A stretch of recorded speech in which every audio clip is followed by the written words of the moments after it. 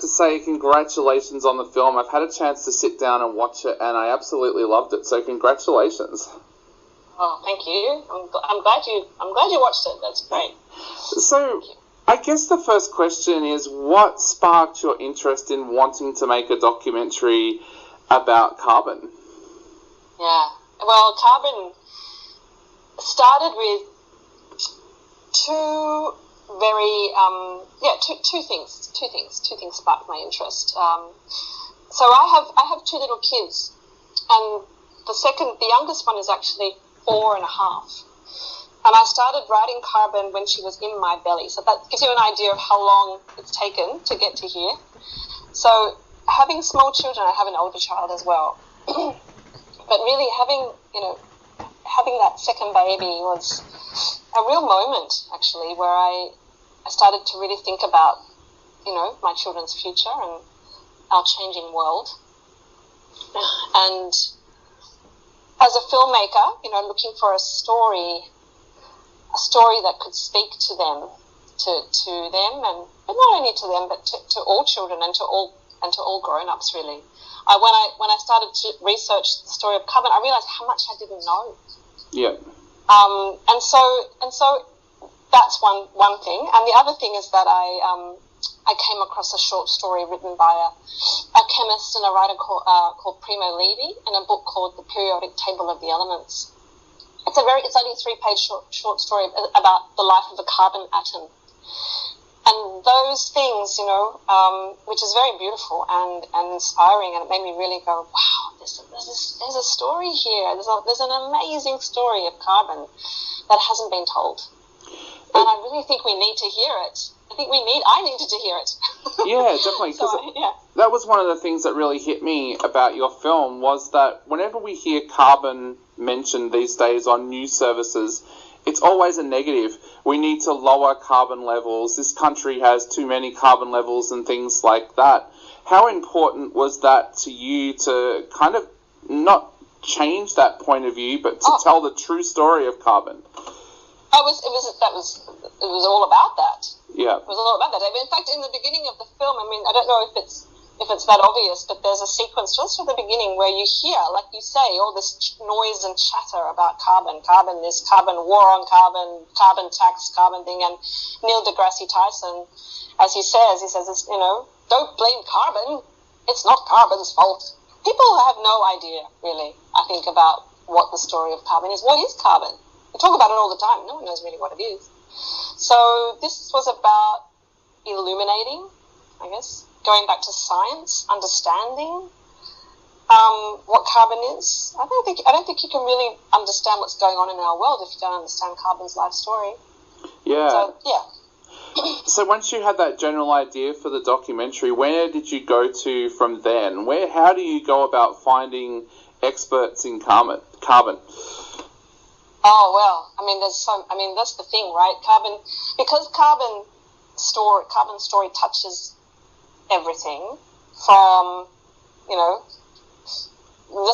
stars, from the cosmos, to biology, to material science, to obviously climate science. You really have to go, okay, I'm going to tell this story.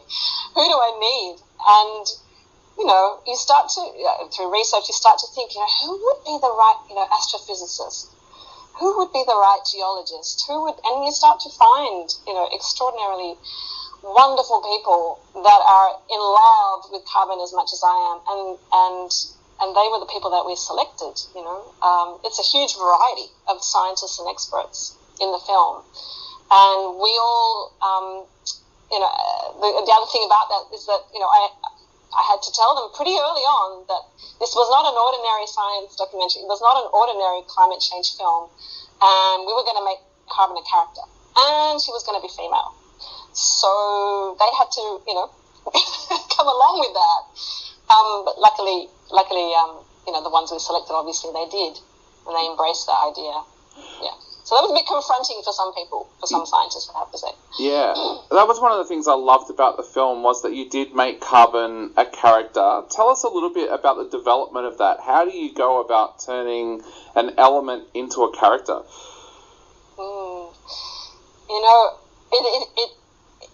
this was the main challenge of the whole film. Like, okay, Carbon's a character now.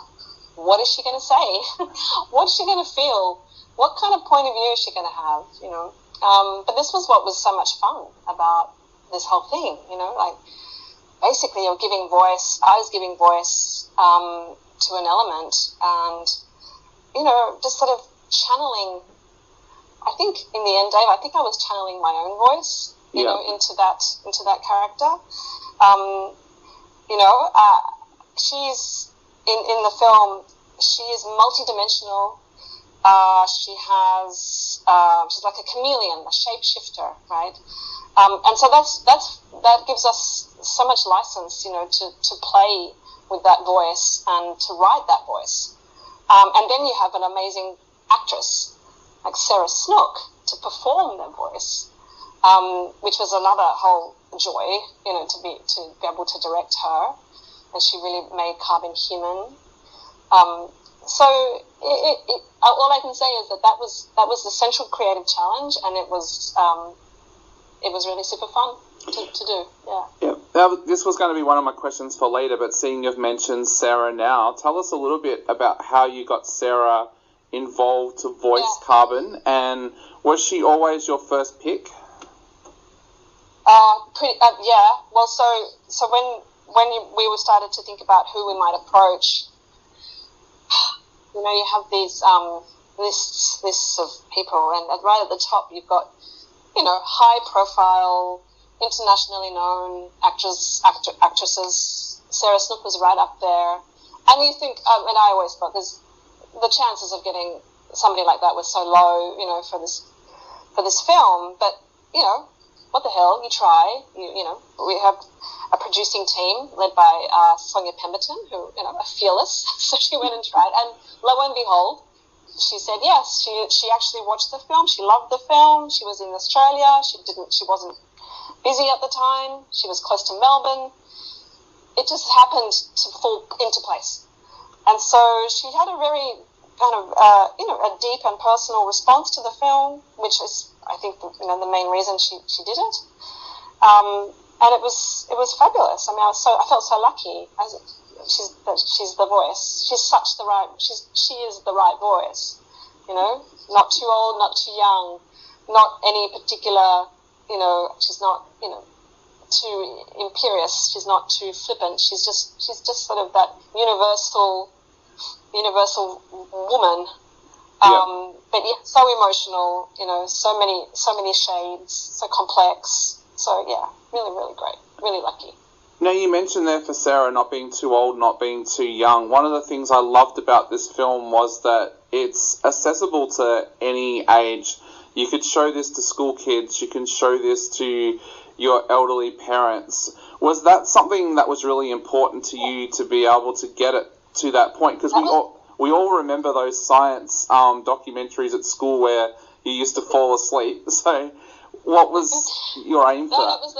That was the aim, Dave, to make it a film that could hit cross generations, that was entertaining as a cinematic experience, for as broad an audience as we could possibly get to come to a film called Carbon, and to kind of almost also as a kind of a pushback to those maybe anxiety-inducing memories of chemistry class at school, right? So, the truth is, I'm a complete nerd when it comes to science and history, and I find the story of Carbon, which is a 14 billion-year-old saga from the core of a dying star to right now, me breathing out, my carbon in my breath. Like it is an extraordinary, amazing ride to me, and I wanted to convey that, and I wanted to show people that this is about chemistry. It's about biology. It's about geology. It's about a whole lot of sciences, and it's amazing. Actually, it's an amazing story. And like I started off saying, this was for my kids, so I needed to make it accessible so that my 11-year-old son can go and watch it and enjoy it and be affected by it. Definitely. To remember it. Now, where did your love for science, history, and filmmaking begin, and how did they all come together? Oh, geez. I mean, I've just always had a fascination with how the world works, or wanting to understand more about what's going on around me. It's just who I am. Yeah. So, you know, I carry that. But with filmmaking and science coming together,